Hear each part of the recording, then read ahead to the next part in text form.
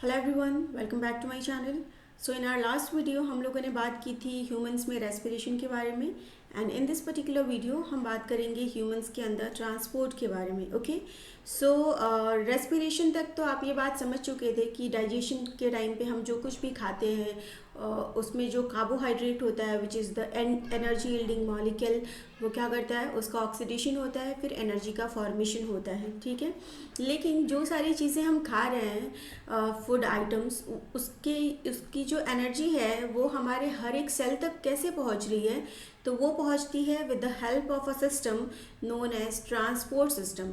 Humans का जो transport system है उसको हम बोलते हैं सर्कुलेटरी सिस्टम। तो एक्चुअली होता क्या है, समझिए, जो भी चीज़ हम खाते हैं उसका डाइजेशन होता है। ठीक है, डाइजेशन होके फाइनली स्मॉल इंटेस्टाइन के अंदर वो जो फूड होता है वो ऑब्जॉर्ब होता है विलाई के अंदर। इसके बारे में भी हमने डिस्कस किया था, इसके ऊपर एक डिटेल वीडियो है, अगर आपने नहीं देखा होगा तो I will link that particular video, आप प्लीज़ देख लेना। ठीक है, इसके बाद जब भी कोई चीज़ हम खाते हैं वो डाइजेस्ट हो जाता है, ऑब्जॉर्ब हो जाता है। तो ऑब्जॉर्ब होने के बाद वो सारा का सारा जो न्यूट्रिएंट होता है वो पहुंचता है हमारे बॉडी के, हमारे सेल के अंदर। ठीक है, सेल तक पहुंचता है, लेकिन सेल तक पहुंचाने का काम कौन करेगा? सेल तक पहुंचाने का काम करेगा हमारा सर्कुलेटरी सिस्टम। ह्यूमंस का जो सर्कुलेटरी सिस्टम है, जो भी सारी चीज़ें आप खाते हैं वो अपने सबसे स्मॉलेस्ट सिंपलर फॉर्म में ब्रेक डाउन होकर मिक्स हो जाती हैं ब्लड के साथ। ठीक है, और फिर ब्लड जैसे जैसे फ्लो करता है हमारी बॉडी में, वैसे वैसे वो सारे न्यूट्रिएंट, सारा ऑक्सीजन, हर कुछ क्या होता है हमारी बॉडी में हमारे ब्लड के साथ साथ सर्कुलेट होता रहता है, और जहाँ जिस सेल को जितनी ज़रूरत होती है वहाँ तक पहुँचा दिया जाता है। ओके, तो इन्हीं बातों को हम डिस्कस करेंगे कि ट्रांसपोर्ट होता कैसे है डिटेल में ह्यूमंस में। देखिए, ह्यूमन का जो सर्कुलेटरी सिस्टम है वो मेन ट्रांसपोर्ट सिस्टम है ह्यूमन बॉडी में। ह्यूमन बॉडी में ट्रांसपोर्ट सिस्टम के नाम पे जो मेन ट्रांसपोर्ट सिस्टम है वो क्या है, वो है ह्यूमन का सर्कुलेटरी सिस्टम। ह्यूमन का जो सर्कुलेटरी सिस्टम है वो बना होता है तीन चीज़ों से। ठीक है, तीन पार्ट से, उसके अंदर तीन चीज़ों से मिलके बना हुआ है। The first one is heart, the second one is blood and the last one is blood vessels. ठीक है, ये तीन चीज़ें जो हैं वो क्या करती हैं, ह्यूमन सर्कुलेटरी सिस्टम को फॉर्म करती है। यहाँ देखिए, यहाँ आपको ब्लड दिया, हार्ट दिया हुआ है पूरा। Here is the blood vessels, those are the arteries, veins and capillaries. ठीक है, और ये आपको बॉडी के अंदर पूरा का पूरा जो हमारा सर्कुलेटरी सिस्टम, हार्ट के साथ जो हमारे वेन्स हैं वो किस तरीके से पूरे फैले हुए हैं वो दिया हुआ है। आप ज़रा देख लीजिए किस तरीके से हमारा पूरा बॉडी के अंदर ये जो हमारा वेन्स है, ब्लड वेसल्स हैं, वो इस तरीके से फैले हुए हैं, और जहाँ जहाँ वो बॉडी के अंदर फ्लो करते हैं वहाँ वहाँ वो क्या करते हैं, अपने साथ साथ सारे न्यूट्रिएंट्स को लेके जाते हैं और हर एक सेल के पास तक पहुँचाते हैं। ठीक है ना। तो देखिए, अगर हम बात करें हार्ट की, तो हार्ट एक ऑर्गन है जो कि क्या करता है, पंप करता है ब्लड को हमारी पूरी बॉडी में। ठीक है, ऐसा कहा जाता है कि अगर हम ऑस्मोसिस के थ्रू ब्लड का या चीज़ों का डिफ्यूज़न के थ्रू चीज़ों का ट्रांसपोर्ट करें अपनी बॉडी के अंदर, तो एक मॉलिक्यूल को हमारे हार्ट से हेड और टो तक पहुंचने के लिए ऑलमोस्ट 3 to 4 ईयर्स 4 साल लग जाएंगे। तो आप खुद ही सोचिए, अगर इतना धीरे ट्रांसपोर्ट होगा तो क्या पॉसिबिलिटी है हमें अलाइव रहने की? No, not at all. इसके लिए गॉड ने हमें क्या दिया है, एक हार्ट दिया हुआ है जो कि क्या करता है, जो कि पंप करता है, 1 मिनट में 72 टाइम्स बीट करता है और ब्लड में मिक्स न्यूट्रिएंट्स को दूर दूर तक पहुंचाता है। ठीक है, तो this is how heart use to function. ये आपका हार्ट का स्ट्रक्चर है, और भी डिटेल में देखेंगे अभी कैसे काम करता है। इसके अलावा ब्लड जो है वो सेकेंड कॉम्पोनेंट है हमारा ह्यूमन ट्रांसपोर्ट सिस्टम का। ब्लड एक लिक्विड मटेरियल होता है जो कि ट्रांसपोर्टेशन में मदद करता है। अभी और डिटेल देखेंगे ब्लड के बारे में।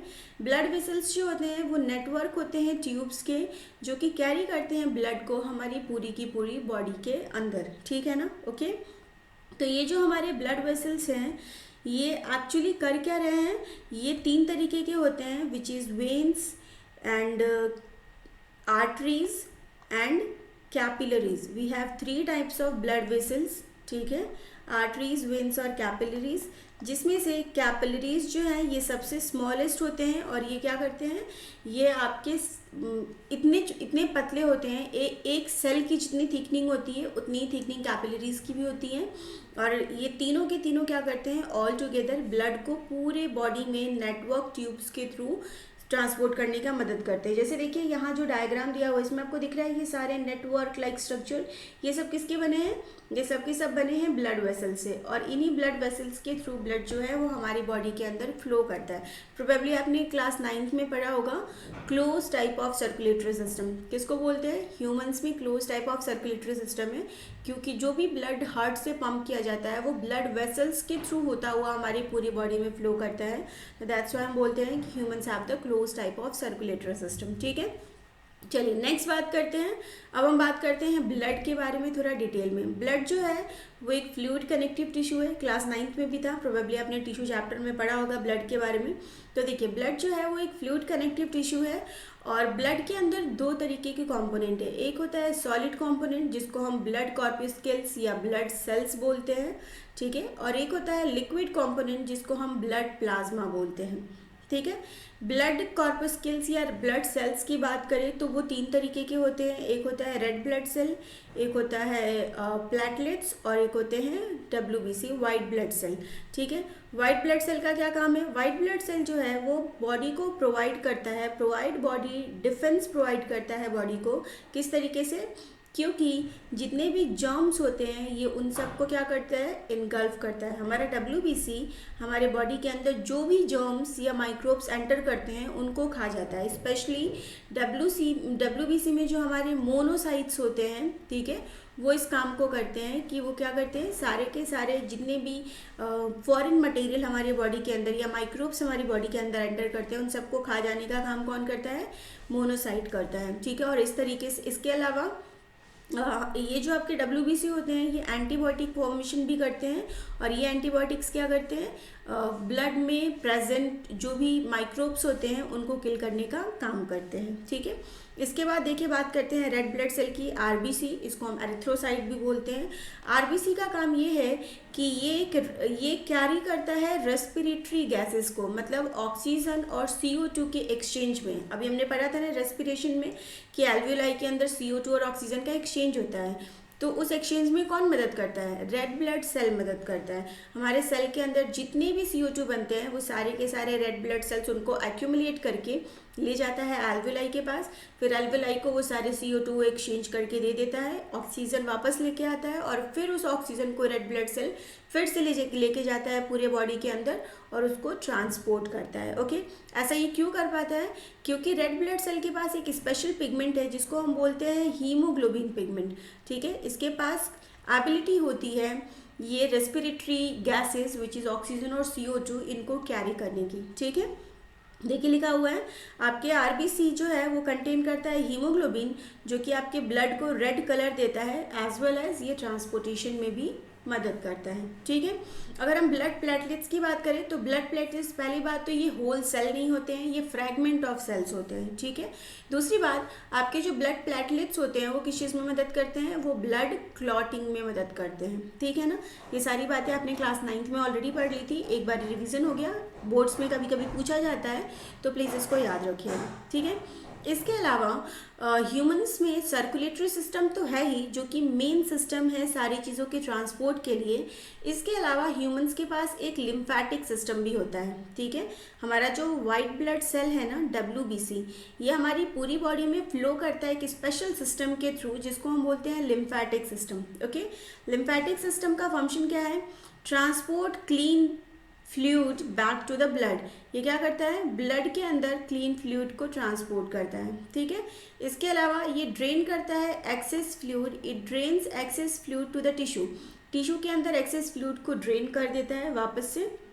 ठीक, सेल के अंदर के जो डिब्रीज होते हैं उनको रिमूव करने का काम कौन करता है, देखिए सेल के अंदर जो आपके ये आ रहे थे जर्म्स वगैरह आ रहे थे उनको कौन किल कर रहा था, वो डिब्रीज ही तो हुए सेल के लिए, तो उनको किल करने का काम लिम्फेटिक सिस्टम कर रहा था। ठीक है, इसके अलावा सेल के अंदर बहुत चीज़ें फॉर्म होती हैं, ब्रेक डाउन होती हैं, बहुत सारे डेड फ्रैगमेंट्स पड़े होते हैं हमारे सेल के अंदर, उन सबको भी रिमूव करने का काम कौन करेगा, लिम्फेटिक सिस्टम ही करेगा। ठीक है, इसके अलावा लिम्फेटिक सिस्टम का एक और काम है, वो ट्रांसपोर्ट करता है फैट को फ्रॉम डाइजेस्टिव सिस्टम। ठीक है, डाइजेस्टिव सिस्टम से फैट को ट्रांसपोर्ट करने का काम भी कौन करता है, आपका लिम्फेटिक सिस्टम ही करता है। So this is all about आपके लिम्फेटिक सिस्टम और ब्लड के बारे में। ठीक है, अब हम अपने नेक्स्ट लेक्चर में पढ़ेंगे कि जो हमारा वो होता है which is called just a minute, जो आपका डबल सर्कुलेशन का प्रोसेस है, ट्रांसपोर्ट का प्रोसेस ह्यूमंस के अंदर, वो क्या है। तो देखिए ये स्लाइड है ह्यूमंस के अंदर सर्कुलेशन की, इसके बारे में हम बात करेंगे अपने नेक्स्ट लेक्चर में। So that's all guys, bye bye, see you, take care and god bless to all of you.